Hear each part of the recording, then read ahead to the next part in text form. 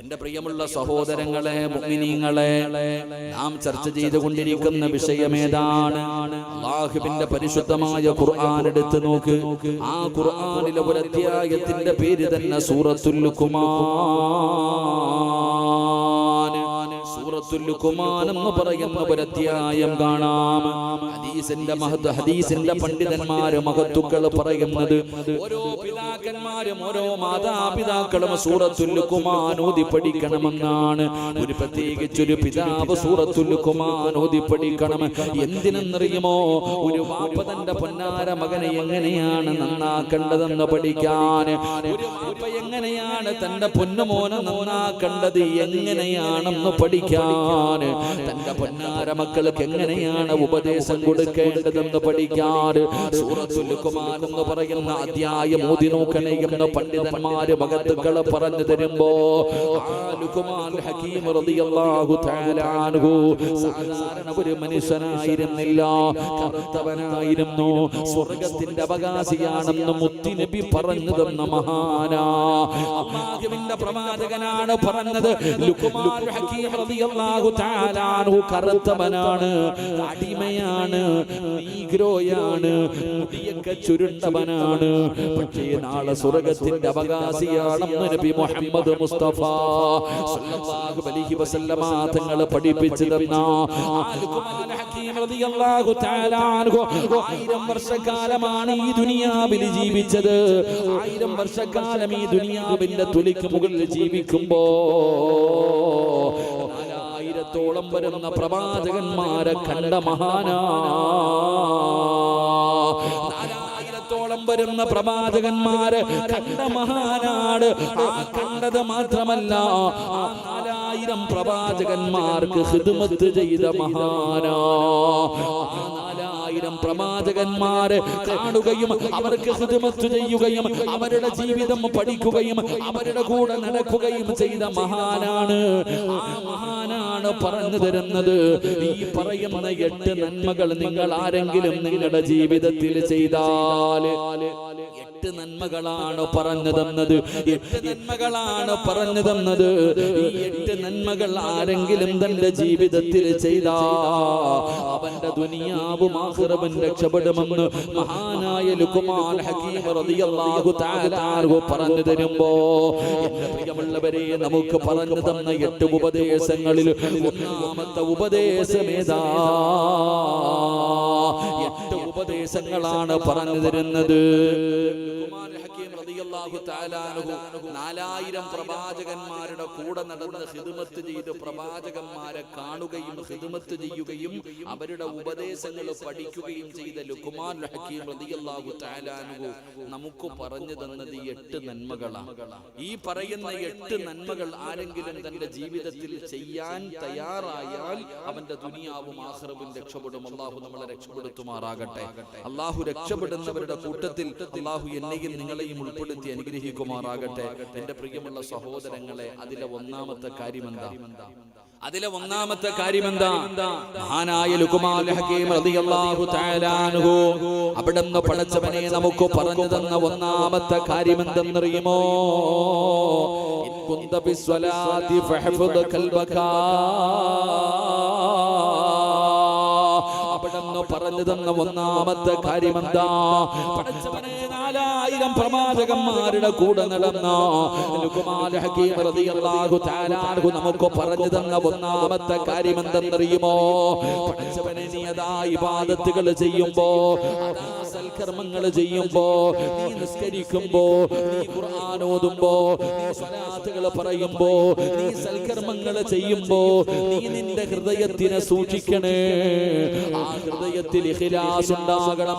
ആ ഹൃദയത്തിന്റെ അകത്ത് അല്ലാഹു ഉണ്ടാകണം. ആ ഹൃദയത്തിന്റെ അകത്ത് നല്ല ദീനത, നല്ല നിയ്യത്ത് ഉണ്ടാകണം. എങ്കിലേ നിന്റെ സർവ്വ അമലുകളും അല്ലാഹു സ്വീകരിക്കൂ എന്ന് മഹാനായ ലുഖ്മാൻ ഹകീം റളിയല്ലാഹു തആല അൻഹു പറഞ്ഞു തരുമ്പോ, എന്റെ പ്രിയമുള്ളവരെ, നമ്മളിൽ പലർക്കും ഇല്ലാതെ പോയത് അത് തന്നെയാണ്. മഹാനായ ലുഖ്മാൻ ഹകീം റളിയല്ലാഹു തആല അൻഹു ഒന്നാമതായിട്ട് പറഞ്ഞു, മൈക്ക് സെറ്റുകാരെന്താ ആ ഒരു ഡിലേ ഒന്ന് പതുക്കെ കുറച്ച്, എനിക്ക് തന്നെ ഒന്നും മനസ്സിലാവുന്നില്ല. തട്ടിമുട്ടി. മഹാനായ ലുഖ്മാനുൽ ഹകീം റളിയല്ലാഹു തആല അൻഹു അവിടുന്ന് പടച്ചവനെ 4000 പ്രവാചകന്മാരെ കാണുകയും കൂടെ നടക്കുകയും ഖിദ്മത്ത് ചെയ്യുകയും ചെയ്ത മഹാനാണ് പറഞ്ഞു തരുന്ന ഒന്നാമത്തെ ഉപദേശം, നീ എന്ത് ഇബാദത്തുകൾ ചെയ്യുന്ന സമയം നിന്റെ ഹൃദയത്തിനെ നീ സൂക്ഷിക്കണം. അല്ലാഹു നമുക്ക് ഈമാൻ നൽകുമാറാകട്ടെ, നമുക്ക് അല്ലാഹു ഈമാൻ നൽകുമാറാകട്ടെ. പക്ഷെ നമുക്ക് അങ്ങനെ ഒരു ഇഖ്ലാസ് ഉണ്ടോ സഹോദരങ്ങളെ? എന്താടാ മുഖത്തൊരു വല്ലാത്ത ഉറക്ക ക്ഷീണം, രാത്രിയൊക്കെ നിസ്കാരവും ഖുർആൻ ഓതലുമായിരുന്നില്ല നമ്മൾ പറയാ. നമ്മളിങ്ങനെ അങ്ങനെ നമ്മൾ പബ്ലിസിറ്റി എവിടെ നിന്ന് ചോദിക്കാ, പടച്ചോൻ എന്താടാ നിന്റെ മുഖത്തൊരു വാട്ടം വയ്യ, അല്ലെങ്കിൽ കാണുക എന്താ നീ ക്ഷീണിച്ചു പോയല്ലോ, സുന്നത്ത് നോമ്പല്ലേ, വ്യാഴവും തിങ്കളും എല്ലാ ദിവസവും നോമ്പ്. എന്റെ പ്രിയപ്പെട്ട സഹോദരങ്ങളെ, ചരിത്രം എടുത്തു നോക്ക്. അവിടുന്ന് ദാവൂദുൽ ഹിന്ദ് റളിയല്ലാഹു തആല അൻഹുവിന്റെ ചരിത്രം എടുത്ത് 40 കൊല്ലം നോമ്പ് പിടിച്ചെന്ന ചരിത്രകാരന്മാര് പറയുന്നുണ്ട്. ദാവൂദുൽ ഹിന്ദ് എന്ന് പറയുന്ന ഒരു മഹാൻ ഈ ലോകത്ത് ജീവിച്ചിരുന്നു. 40 വർഷം ആ മഹാൻ നോമ്പ് പിടിച്ചു. പക്ഷെ സ്വന്തം ഭാര്യ പോലും അറിഞ്ഞില്ല എന്ന് ചരിത്രം പഠിപ്പിക്കുന്നു. 40 കൊല്ലം നോമ്പ് പിടിച്ചിട്ട് മഹാനവറുകളുടെ ചരിത്രം എടുത്തു നോക്കി. എല്ലാ ദിവസവും രാവിലെ പോകുമ്പോ, ജോലിക്ക് പോകുമ്പോ, രാവിലെ വീട്ടിൽ നിന്ന് ഇറങ്ങി പോകുമ്പോ ഭാര്യ ഭക്ഷണം എടുത്തിട്ട് കയ്യിൽ കൊടുക്കും. എന്നിട്ട് പോകുന്ന വഴി കാണുന്ന ഒരു പാവപ്പെട്ടവന് കൊടുത്തിട്ട് പോകും. ഭാര്യ പോലും അറിഞ്ഞില്ല. 40 കൊല്ലം നോമ്പ് പിടിച്ചു. മരണപ്പെട്ടതിന് ശേഷം ഭാര്യ എങ്ങനെയാണ് അറിഞ്ഞത്? എല്ലാ ദിവസവും ഭക്ഷണം വാങ്ങുന്ന മനുഷ്യൻ നോക്കുമ്പോ ഇദ്ദേഹത്തെ കാണുന്നില്ല. അങ്ങനെ തെരഞ്ഞു വന്നു. അപ്പോഴാ ഭാര്യ അറിയുന്നത് നോമ്പുകാരനായി. 40 കൊല്ലം. നമ്മൾ അങ്ങനല്ല. എന്തെങ്കിലും ഒരു പാവപ്പെട്ട പെൺകൊച്ചിനെ കെട്ടിച്ചു കൊടുത്താൽ അവിടെ ഫ്ലെക്സ് വെക്കും നമ്മൾ. പടച്ചോനെ ഇതിലൊക്കെ ഞാൻ 1 പവൻ 2 പവൻ 3 പവൻ കൊടുത്തു കഴിഞ്ഞാൽ പിന്നെ പബ്ലിസിറ്റി. എല്ലാരും ആർക്കാപ്പ ഇഖ്ലാസ് ഉണ്ടാവുക? എന്റെ പ്രിയപ്പെട്ട സഹോദരങ്ങളെ, റബീഅത്ത് ബിൻ ഹുസൈൻ റളിയല്ലാഹു തആല അൻഹു ഖുർആൻ ഓതിക്കൊണ്ടിരിക്കുക വീടിന്റെ അകത്ത് ഖുർആൻ ഓതിക്കൊണ്ടിരിക്കുന്ന സമയത്ത് ആരെങ്കിലും കേറി വന്ന അപ്പ അടച്ചു വെക്കും. ആരെങ്കിലും തന്റെ വീട്ടിലേക്ക് നടന്നു വരുന്ന ശബ്ദം കേട്ടാൽ തന്നെ റബീഅത്ത് ബിൻ ഹുസൈൻ റളിയല്ലാഹു തആല അൻഹു ഖുർആൻ അടച്ചു വെക്കും. കാരണം എന്തേ? അവരറിയണ്ട, അവര് കാണണ്ട. അതാണ് പണ്ഡിതന്മാർ, അതാണ് ഇഖ്ലാസ് ഉള്ളവർ. അവരൊരിക്കലും പബ്ലിസിറ്റി ആഗ്രഹിക്കുന്നവരല്ല. അവരൊരിക്കലും അങ്ങനെ അല്ലാഹുവേ ഇബാദത്ത് മറ്റൊരാൾ കാണാൻ ഏറ്റവും വലിയ ശിർക്കല്ലേ ഇത്? നാളെ പടച്ച റബ്ബിന്റെ പരലോകത്ത് ചെല്ലുമ്പോൾ അല്ലാഹു പറയും, നീ അവനെ കാണിക്കാനല്ലേ ഓതിയത്, നീ അവനെ കാണിക്കാനല്ലേ ചെയ്തത്, പോയി മേടിച്ചോ, അടുക്കൽ നിന്ന് പ്രതിഫലം മേടിച്ചോ. എന്റെ പ്രിയമുള്ള സഹോദരങ്ങളെ, എത്രയോ പണ്ഡിതന്മാർ, എത്രയോ മഹത്തുക്കളുടെ ചരിത്രം മഹാനായ അതാ ഹദീസിന്റെ കിതാബിൽ കാണാം. മുഹമ്മദ് ബിൻ മുൻകദർ റളിയല്ലാഹു തആല അൻഹു ചരിത്രം പറയുന്നു. മഹാനായ മുഹമ്മദ് ബിൻ മുൻകദർ റളിയല്ലാഹു തആല അൻഹു, നമ്മളൊക്കെ ഇന്ന് കോലങ്ങൾ നോക്കിയിട്ടാ ജനങ്ങളെ വിലയിരുത്തുന്നത്. ഇഖ്ലാസ് ആരും പരിഗണിക്കാറില്ല, ഒരു മനുഷ്യന്റെ ഈമാൻ ആരും പരിഗണിക്കാറില്ല. മഹാനായ മുഹമ്മദ് ബിൻ മുൻകദർ റളിയല്ലാഹു തആല അൻഹു പറയുന്നു, മഹാനവറുകൾ ഒരു ദിവസം ഇങ്ങനെ മസ്ജിദ് നബവിയിൽ പള്ളിക്കകത്ത് ഇങ്ങനെ കിടക്കുക. മഹാനവറുകൾ പറയുന്നു, ഞാൻ ഇങ്ങനെ പള്ളിക്കകത്ത് കിടക്കുമ്പോ എല്ലാവരും, ജനങ്ങൾ മുഴുവനും മഴയില്ലാതെ, നാട്ടുകാര് മുഴുവനും ഒരു സ്ഥലത്ത് ഒരുമിച്ച് കൂടിയിട്ട് മഴ കിട്ടുന്നതിന് വേണ്ടി ദുആ ചെയ്തു. മുഹമ്മദ് ബിൻ മുൻകദർ റളിയല്ലാഹു തആല അൻഹു ലോകം അറിയുന്ന പണ്ഡിതന, സാധാരണ ഒരു മനുഷ്യനല്ല. എന്റെ പ്രിയപ്പെട്ടവരെ, മഴ കിട്ടുന്നതിന് വേണ്ടി ഒരു നാട് മുഴുവനും ദുആ ചെയ്തു, മഴ പെയ്യുന്നില്ല.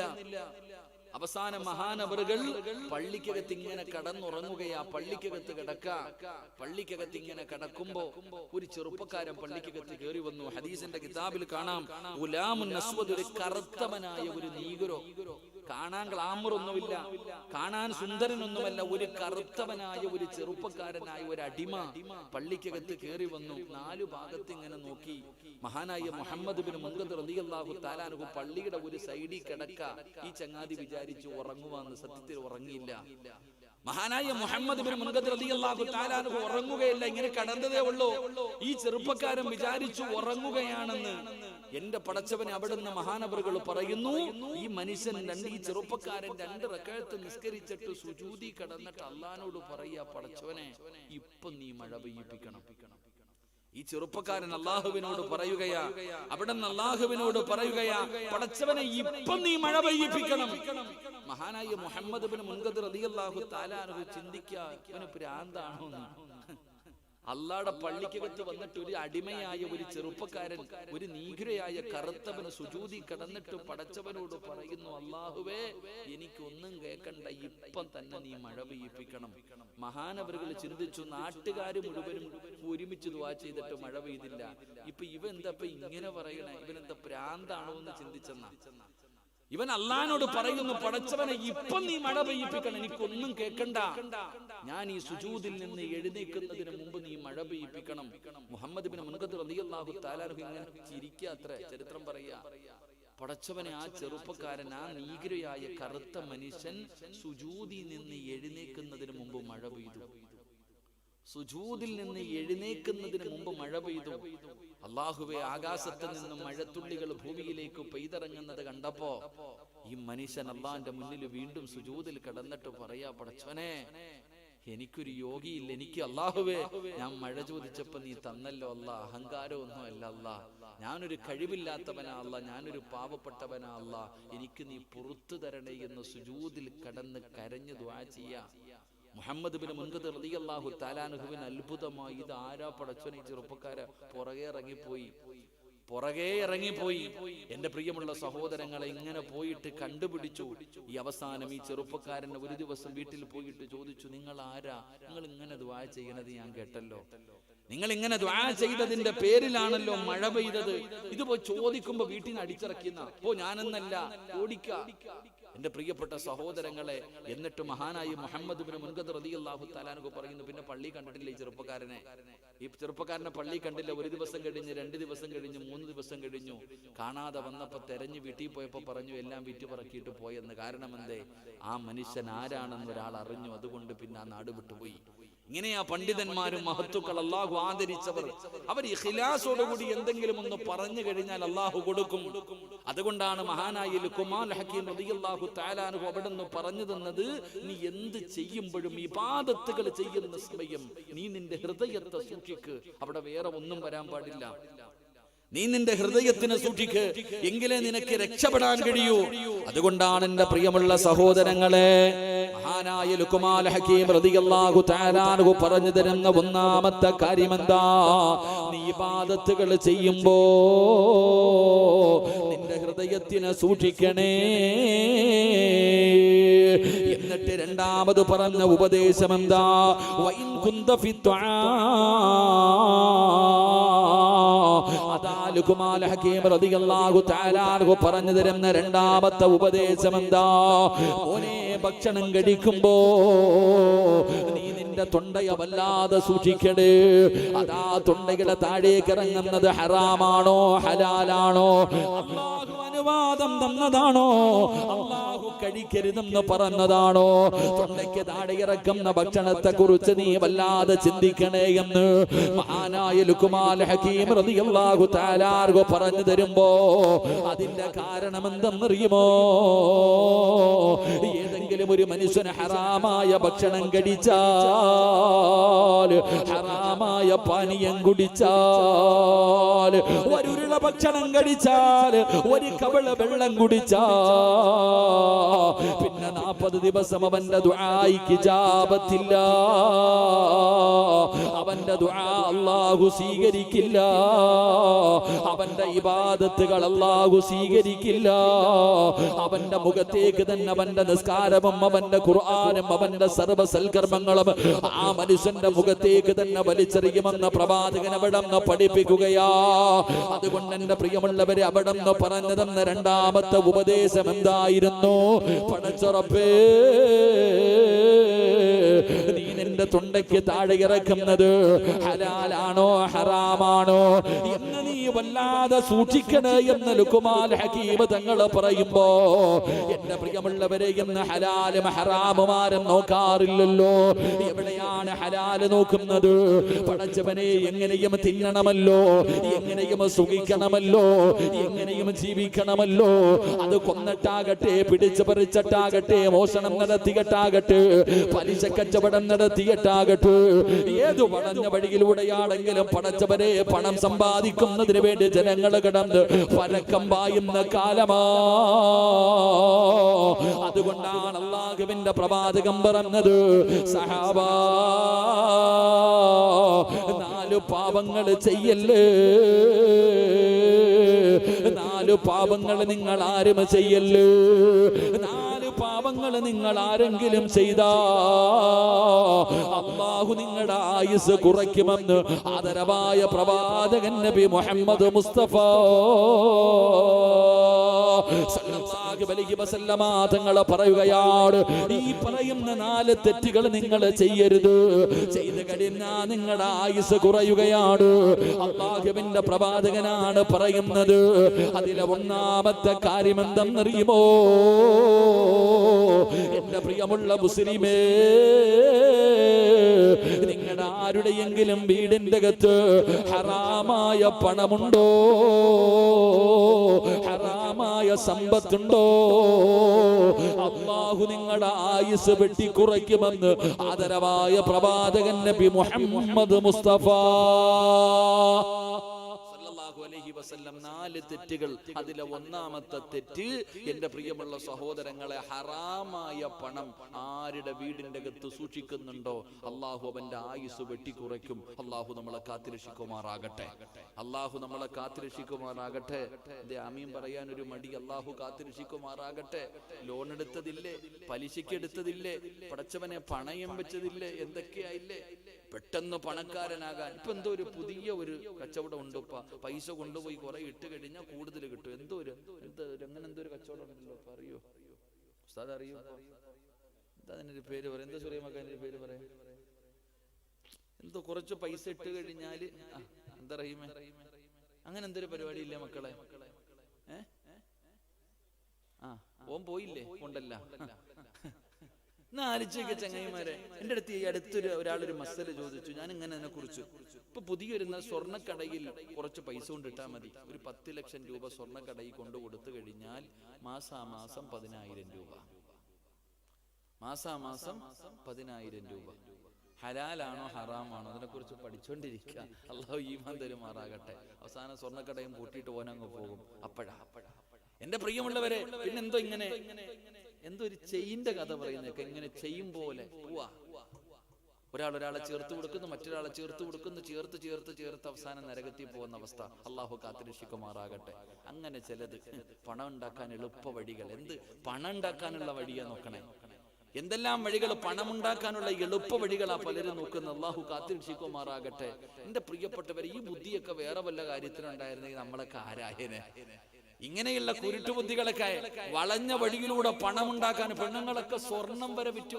കെട്ടിയവൻ ചോദിക്കുന്നു, ആമിന എന്റെ പെങ്ങളെ കെട്ടി. ഓ എന്റെ അടുത്ത് ഒന്നുമില്ല.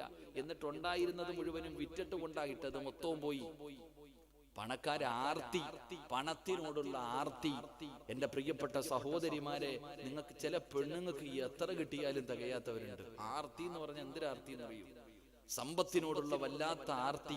എന്റെ പ്രിയപ്പെട്ട പെണ്ണെ, സമ്പത്തിനോട് ആർത്തി വെച്ച അല്ലാഹു നിനക്ക് നല്ല മരണം തരൂല. അല്ലാഹു കാത്തിരക്ഷിക്കുമാറാകട്ടെ. എത്ര ചരിത്രങ്ങളുണ്ട്. ഒരാൾക്ക് സമ്പത്തിനോടുള്ള ആർത്തി വന്നു കഴിഞ്ഞാൽ നശിച്ചു, ഒരു കാലത്തും നേരെയാകില്ല. സമ്പത്തിനോടുള്ള ആർത്തി വന്നു കഴിഞ്ഞാൽ മോശമായ മരണമേ നിനക്ക് കിട്ടൂ. എത്രയോ ചരിത്രം മഹാനായ നബി മുഹമ്മദ് മുസ്തഫ സല്ലല്ലാഹു അലൈഹി വസല്ലമ തങ്ങൾ നോക്കുമ്പോ, സുബഹി നിസ്കാരം കഴിഞ്ഞിട്ട് ഒരു സഹാബി ഇറങ്ങി ഓടുക. റസൂലുള്ളാഹി സല്ലല്ലാഹു അലൈഹി വസല്ലമ തങ്ങൾ ചോദിച്ചു, നീ എന്തിനാ ഓടുന്നത് നബിയെ? ഈ ഇട്ടിരിക്കണ വസ്ത്രമേ എനിക്കുള്ളൂ, ഇത് കൊണ്ടുപോയി കൊടുത്തിട്ട് വേണം എന്റെ ഭാര്യക്ക് നിസ്കരിക്കാൻ. ആ സഹാബി അള്ളാന്റെ റസൂൽ സല്ലല്ലാഹു അലൈഹി വസല്ലമ തങ്ങളോട് പറഞ്ഞത്, നബിയെ, ഞാൻ ഇട്ടിരിക്കണ ഈ വസ്ത്രം കൊണ്ടുപോയി എന്റെ വീട്ടിൽ കൊടുത്തിട്ട് വേണം എന്റെ ഭാര്യക്ക് അത് ധരിച്ച് നിസ്കരിക്കാൻ. കാരണം ഞങ്ങൾക്ക് 2 പേർക്കും നിസ്കരിക്കുമ്പോ ധരിക്കാൻ ഒറ്റ വസ്ത്രമേ ഉള്ളൂ. എനിക്കും എന്റെ ഭാര്യക്കും നമസ്കരിക്കുന്ന സമയത്ത് ധരിക്കാൻ ഒരൊറ്റ ജോഡി വസ്ത്രമേ ഉള്ളൂ. അതുകൊണ്ടാണ് ഞാൻ ഓടണേ. ഈ സഹാബിയാണ് നബി സല്ലല്ലാഹു അലൈഹി വസല്ലമ തങ്ങളുടെ കയ്യെ പിടിച്ചിട്ട് ചോദിച്ചു, നബിയെ, സമ്പത്തുണ്ടാകാൻ വേണ്ടി ഒന്ന് ദുആ ചെയ്യോ? റസൂലുള്ളാഹി സല്ലല്ലാഹു അലൈഹി വസല്ലമ തങ്ങൾ പറഞ്ഞു, വേണ്ട, സമ്പത്ത് വേണ്ട. ഇല്ല നബിയെ, എനിക്ക് വേണ്ടി ദുആ ചെയ്. നബി പറഞ്ഞു, വേണ്ട. എന്തേ നബിയെ? സമ്പത്ത് കിട്ടിയാ നീ അല്ലാഹനെ മറക്കും. മഹാനായ പ്രവാചകൻ സല്ലല്ലാഹു അലൈഹി വസല്ലമ തങ്ങള് തനിക്കും തന്റെ ഭാര്യയ്ക്കും 2 ജോഡി വസ്ത്രമില്ല, 1 ജോഡി വസ്ത്രം. ആ 1 ജോഡി വസ്ത്രമുള്ള സഹാബിയോടാ പറഞ്ഞത്, പണം കിട്ടിയാ നീ അല്ലാഹനെ മറക്കും. അപ്പൊ ഈ സഹാബി ചോദിച്ചു, അത്ര ഞാനോ? സുബ്ഹാനല്ലാഹ് നബിയെ, ഞാൻ അങ്ങയുടെ കൈ പിടിച്ചിട്ടാ മുസ്ലിമായത്. അങ്ങയുടെ പുറകിൽ നിന്ന് നിസ്കരിക്കുന്ന സഹാബിയെ ഞാൻ മറക്കോ നബിയെ? സല്ലല്ലാഹു അലൈഹി വസല്ലം തങ്ങൾ അപ്പോഴും പറഞ്ഞു വേണ്ടാന്ന്. പക്ഷെ ഈ സഹാബി നിർബന്ധിച്ചപ്പോ റസൂലുള്ളാഹി തങ്ങൾ ദുആ ചെയ്തു, സമ്പത്തുണ്ടായി. 5 നേരം പള്ളി വന്ന സഹാബിയെ പിന്നെ 3 നേരമേ പള്ളി കാണുന്നുള്ളൂ, കാണാനില്ല. 5 നേരം പള്ളി നിസ്കരിക്കാൻ വന്നിരുന്ന സഹാബി പിന്നെ 3 വഖത്തായി പള്ളിയിലേക്ക്. അവസാനം പിന്നെ 3 ഇല്ല. ഒരു ദിവസം പള്ളി തന്നെ വരാത്ത അവസ്ഥ. അവസാനം പിന്നെ വെള്ളിയാഴ്ച മാത്രമായി. പള്ളി വരുന്നത് വെള്ളിയാഴ്ച മാത്രം. നിങ്ങൾ ചരിത്രം എടുത്തു നോക്ക്. ആ സ്വഹാബിയുടെ അവസ്ഥ എന്തെന്നറിയോ? അവസാനം കാഫിറായി ചത്തുപോയെന്ന് അള്ളാന്റെ ഖുർആൻ പറയുന്നുണ്ട്. അള്ളാഹു ഈമാൻ നൽകുമാറാകട്ടെ. ഏത് സഹാബി? ഈ സഹാബിയെ അള്ളാന്റെ റസൂലിന്റെ സഹാബത്ത് വിളിച്ചിരുന്നത് പള്ളിയുടെ മാടപ്രാവെന്നാ വിളിച്ചിരുന്നേ. കാരണം ബാങ്ക് വിളിക്കുമ്പോ പള്ളിക്കകത്തുണ്ടായിരുന്നു. പള്ളിയുടെ മാടപ്രാവേ എന്ന് സഹാബത്ത് വിളിച്ചിരുന്ന സഹാബി പണം കൂടിയപ്പോ, പണത്തിനോടുള്ള ആർത്തി കൂടിയപ്പോ സഹാബിയായിട്ട് പോലും അവസാനം മോശമായി മരിച്ചുപോയി എന്ന് ചരിത്രം പറയുമ്പോ ഈ ആർത്തി കൊണ്ട് ഒരു സഹാബിയുടെ അവസ്ഥ ഇതാണെങ്കിൽ എന്റെയും നിങ്ങളുടെയും അവസ്ഥ എന്താ? അള്ളാഹു കാത്തുരക്ഷിക്കുമാറാകട്ടെ. അതുകൊണ്ടാണ് പ്രവാചകൻ പറഞ്ഞത്, ഭർത്താവിനോട് ഹറാമായ പണവും സമ്പാദ്യവും ഭക്ഷണവും വീട്ടിൽ കൊണ്ടുവരല്ലേ എന്ന് ഓർമ്മപ്പെടുത്തുന്ന പെണ്ണിന് സ്വർഗ്ഗം അല്ലാഹു കൊടുക്കുമെന്ന് നബിയുനാ റസൂലുള്ളാഹി സ്വല്ലല്ലാഹു അലൈഹി വസല്ലം. അതുകൊണ്ട് ആയുസ് കുറയുന്ന പാപങ്ങളിൽ ഒന്നാമത്തെ പാപം എന്റെ മോനെ ഹറാമായ പണവ. അല്ലാഹു കാത്തിരക്ഷിക്കുമാറാകട്ടെ. 2 വ്യഭിചാരം. ഞാൻ വിശദീകരിക്കുന്നില്ല. വ്യഭിചരിക്കുന്ന ആരെങ്കിലും ഉണ്ടെങ്കിൽ അന്യ പെണ്ണുങ്ങളുമായി ഭാര്യ നിനക്ക് അല്ലാഹു അനുവദീയമാക്കി തന്നതാ, അവളല്ലാതെ വേറെ ഏതെങ്കിലും ഒരു പെണ്ണുമായിട്ട് സുഖിക്കുന്ന എവനെങ്കിലും ഉണ്ടെങ്കിൽ മക്കളെ നിർത്തിക്കോ. ഇല്ലെങ്കിൽ നിനക്ക് അല്ലാഹു നിന്റെ ആയുസ് നിന്റെ റബ്ബ് വെട്ടിച്ചുരുക്കും. വ്യഭിചരിക്കുന്നവൻ അതാണാകട്ടെ പെണ്ണാകട്ടെ ഇങ്ങനെ വിചാരിച്ച് സുഖിച്ചും ആസ്വദിച്ചും നടക്കുകയാ. എനിക്കിപ്പോഴും ഓർമ്മ വരുന്നു, പടച്ചവനെ ഇത്രയോളം ഇങ്ങനെ ഓടി നടന്ന് പെണ്ണ് കിട്ടുന്നവന്മാരുണ്ട്. ഓടി നടന്ന് പെണ്ണ് കെട്ടികെട്ട് ചെലവിന് പോലും കൊടുക്കാത്ത ചില മഹാന്മാരെ പോലെ ജീവിക്കുന്ന ചില ആൾക്കാർ. എന്റെ പ്രിയപ്പെട്ടവരെ, എന്റെ ചെറുപ്പക്കാരോട്, മക്കളെ, അള്ളാഹു തന്ന ആയുസ് റബ്ബ് കുറച്ചുകളെയും അള്ളാഹു കാത്തുരക്ഷിക്കുമാറാകട്ടെ. 3 എന്റെ പ്രിയപ്പെട്ടവരെ, മാതാപിതാക്കളെ വേദനിപ്പിക്കുന്ന മക്കൾ. മാതാപിതാക്കളെ വേദനിപ്പിക്കുന്ന മക്കൾ, അവരുടെ ആയുസ് അല്ലാഹു വെട്ടിച്ചുരുക്കുമെന്ന് മഹാനായ നബിയുനാ റസൂലുള്ളാഹി സ്വല്ലല്ലാഹു അലൈഹി വസല്ലമ തങ്ങൾ അവിടെന്ന് പറയുമ്പോൾ എന്റെ പ്രിയപ്പെട്ടവരെ, ഞാൻ പറഞ്ഞു വന്നത് എന്തെന്നറിയുമോ? ലുഖ്മാൻ ഹകീം റളിയല്ലാഹു തആല അൻഹു നമുക്ക് പറഞ്ഞു തന്ന രണ്ടാമത്തെ ഉപദേശം എന്തെന്നറിയുമോ? വഇൻ കുന്ത ഫിത്ആ, നീ ഭക്ഷണം കഴിക്കുമ്പോ നിന്റെ തൊണ്ടയുടെ താഴെ ഇറങ്ങുന്നതിനെ കുറിച്ച് നീ വല്ലാതെ സൂക്ഷിക്കണേ. എന്നിട്ട് 3ാമതായി പറഞ്ഞു തന്ന ഉപദേശം എന്തെന്നറിയുമോ? ഇൻ കുന്ത ഫീ ബൈതി ഗൈരിഹി ഫഹ്ഫദ് ഐനൈക. പറഞ്ഞു തരുന്ന 3ാമത്തെ ഉപദേശം എന്തെന്നറിയുമോ? മറ്റുള്ളവരുടെ വീട്ടിലേക്ക് കടന്നു ചെന്നാൽ നിന്റെ വീടല്ലാതെ മറ്റൊരാളുടെ വീട്ടിലേക്ക് നീ കടന്നു ചെന്നാൽ നീ നിന്റെ കണ്ണിനെ സൂക്ഷിക്കണേ എന്ന് മഹാനായ ലുഖ്മാനുൽ ഹകീം റളിയല്ലാഹു തആല അൻഹു പറയുകയാ. എടാ ചെറുപ്പക്കാരോ, നിന്റെ വീടല്ലാതെ മറ്റാരുടെയെങ്കിലും വീടിന്റെ അകത്ത് നീ കടന്നു ചെന്നാൽ, 3ാമതായിട്ട് പറഞ്ഞു തരുന്ന കാര്യം, നിന്റെ വീടല്ലാതെ മറ്റാരുടെയെങ്കിലും വീട്ടിലേക്ക് നീ കടന്നു ചെന്നാൽ നിന്റെ കണ്ണിനെ നീ സൂക്ഷിക്കണം. അല്ലാഹു നമുക്ക് ഈമാൻ തരുമാറാകട്ടെ. ഉറക്കപ്പറ, അല്ലാഹു ഈമാൻ തരുമാറാകട്ടെ. ഇപ്പൊ ഇതാ നിങ്ങൾ ചിന്തിക്കുന്നത്, എന്തേ ഉസ്താദ് ഇത്ര നിസ്സാരമായ കാര്യം എന്ത് ഓർമ്മപ്പെടുത്തണേ? നമുക്കത് നിസ്സാരമാണ്. പരിശുദ്ധമായ ദീനുൽ ഇസ്ലാം നിങ്ങൾ നോക്ക്. ഒരാള് ഒരു വീട്ടിലേക്ക് കടന്നു ചെന്നാൽ ആ വീടിന്റെ കവാടത്തിന്റെ മുന്നിൽ നിൽക്കാൻ പാടുണ്ടോ ഇല്ലയോ? പറ. ഒരാളൊരു വീട്ടിലേക്ക് കടന്നു ചെന്നാൽ എവിടെയാ നിൽക്കേണ്ടത്? വീടിന്റെ മുന്നിലാണോ സൈഡിലാണോ? എവിടെ നിൽക്കണം? പറ മനുഷ്യ, എവിടെ നിൽക്കണം? എന്തുകൊണ്ട്? എന്തുകൊണ്ട്? ഇവിടെ ആര് നിൽക്കണ ഓടിക്കേറുവല്ലേ? എവിടെ ചോദിക്കുന്ന അനുവാദം? ആരാ അനുവാദം ചോദിക്കുന്നത്? എന്റെ പ്രിയപ്പെട്ടവരെ, മഹാനായ ഉമർ ഇബ്നുൽ ഖത്താബ് റളിയല്ലാഹു തആല അൻഹുവിന്റെ ചരിത്രം എടുത്തു നോക്കിയാൽ മതി. കള്ളുകുടിയൻ അറിയായിരുന്നു ഇന്നത്തെ പേവെള്ളം അടിച്ചടക്കുന്നവരെ പോലെയൊന്നുമല്ല. ഇസ്ലാമിന്റെ രണ്ടാമത്തെ ഖലീഫയായ ഉമർ ഇബ്നുൽ ഖത്താബ് റളിയല്ലാഹു തആല അൻഹു രാത്രിയായാൽ ഇങ്ങനെ അന്വേഷിച്ച് നടക്കും. ഭരണാധികാരികളൊക്കെ അങ്ങനെ, ഉമർ ഇബ്നുൽ ഖത്താബ് തങ്ങളൊക്കെ രാത്രിയായി കഴിഞ്ഞാൽ തന്റെ അനുയായികളുടെ കാര്യങ്ങൾ അന്വേഷിച്ച് നടക്കുമായിരുന്നു എന്ന് ചരിത്രം പഠിപ്പിക്കുന്നു. അള്ളാഹു ഈമാൻ തരുമാറാകട്ടെ. ഇവിടെ മെമ്പർ ഇല്ലേപ്പാ? നിങ്ങളുടെ ഇവിടുത്തെ മെമ്പർ ഇല്ലേപ്പാ? ചങ്ങയുടെ പേരെന്ത്? അബ്ബാസ് ഭായി ഇവിടെ ഇല്ലേ? അള്ളാഹു ആഫിയത്തും ദീർഘായുസും കൊടുക്കുമാറാകട്ടെ. ഒരു ആമീൻ പറ. നമ്മളെ വലിയ സ്നേഹം എന്റെ അടുത്തൊക്കെ വന്നിട്ട് ഉസ്താദെ ദുആ ചെയ്യണമെന്ന് പറഞ്ഞ അങ്ങാദിയ. ഉമർ ഇബ്നുൽ ഖത്താബ് റളിയല്ലാഹു തആല അൻഹു രാത്രിയാകുമ്പോ തന്റെ അനുയായികളെ തെരഞ്ഞിട്ട് നടക്കും. നമ്മുടെ ഇന്നത്തെ ഭരണാധികാരികളുടെ അവസ്ഥ എന്താ? ഒന്ന് ആലോചിച്ച് നോക്കിയേ. മാസങ്ങളായിട്ട് കർഷകര് ഡൽഹിയിൽ കിടന്നിട്ട് പ്രതിഷേധം നടത്തുക. ആരാപ്പ തിരിഞ്ഞു നോക്കണേ? ഒന്ന് ആലോചിച്ച് നോക്കിയേ. ഈ രാജ്യത്തിന്റെ നിലനിൽപ്പിന് വേണ്ടി ഈ രാജ്യത്തിന്റെ നെടുന്തൂണുകളായിരുന്ന കർഷകന്മാർ ഇന്ന് അവരുടെ അവസ്ഥ. പണ്ടൊരു കാലഘട്ടം ഉണ്ടായിരുന്നു, അന്ന് കർഷകന്റെ മകനാണെന്ന് പറയാൻ അഭിമാനത്തോടു കൂടി പറഞ്ഞിരുന്നൊരു കാലം. അതൊക്കെ പോയി. ഇന്ന് കർഷകന്മാര് കടന്നിട്ട് കഷ്ടപ്പെടുന്ന കഷ്ടപ്പാട് കണ്ടിട്ടില്ലേ? ആരെങ്കിലും അവർക്കെതിരെ എങ്ങാനും എന്തെങ്കിലും പറഞ്ഞു കഴിഞ്ഞാൽ പോയി. അവനെ വേറെ രീതിയിൽ അവന്റെ മതം നോക്കിയിട്ടാ സംസാരിക്കുക. എന്ത് ഭരണാധികാരികൾ! പടച്ചവനെ അല്ലാഹുവേ, ഇങ്ങനെയും മനുഷ്യൻ. അള്ളാന്റെ ഖുർആൻ പറഞ്ഞു ബൽഹും അല്ലൽ, എത്ര സത്യമാ. അള്ളാന്റെ ഖുർആൻ പറഞ്ഞു മനുഷ്യൻ അധപ്പതിച്ചാൽ നാൽക്കാലികളെക്കാളും അധപ്പതിച്ചു പോകുമെന്ന് ഖുർആൻ പറഞ്ഞത് സത്യമാ. അധികാരം കിട്ടിക്കഴിയുമ്പോ എല്ലാത്തിനും വലിയ അഹങ്കാരം. ഒന്ന് നേടാൻ വേണ്ടി മാത്രമുള്ളത് നേടിക്കഴിഞ്ഞാൽ പിന്നെ ഒന്നും തിരിയൂല. കരുണയില്ല, ദയയില്ല, പരിഗണനയില്ല, ഒന്നുമില്ല. ഹൃദയം കരിങ്കല്ലിനെ പോലെ. അള്ളാഹുവിന്റെ വിശുദ്ധമായ ഖുർആൻ പറഞ്ഞു തുഅ്തിൽ മുൽക മിമ്മൻ തശാ വ തുഇസ്സു മൻ തശാ.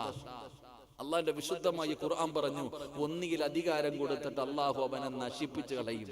അല്ല പറഞ്ഞു ഒന്നുകിൽ അധികാരം കൊടുത്തിട്ട് അള്ളാഹു ഒന്നുകിൽ നശിപ്പിക്കും, അല്ലെങ്കിൽ അള്ളാഹു അവനെ ഉയർത്തും. എത്രയോ സത്യമാ. അള്ളാന്റെ ഖുർആൻ വ്യക്തമായിട്ട് പറയുന്നു തുഅ്തിൽ മുൽക മിമ്മൻ തശാ വ തുഇസ്സു മൻ തശാ. അള്ളാന്റെ ഖുർആൻ വ്യക്തമായിട്ട് പറഞ്ഞു തന്നു അധികാരം അള്ളാഹുവാണ് കൊടുക്കുന്നത്. ഒന്നുകിൽ അധികാരം അള്ളാഹു കൊടുത്തിട്ട് ആ മനുഷ്യനെ ഉയർത്തും. എന്റെ പ്രിയമുള്ളവരെ, ഇന്ത്യയുടെ പ്രസിഡന്റ് ആയിരുന്നു അബ്ദുൽ കലാം. എനിക്ക് ഇന്ന് ഓർമ്മയുണ്ട്. പായിപ്പാട് പള്ളിയിൽ ഞാൻ ജോലി ചെയ്യുന്നു.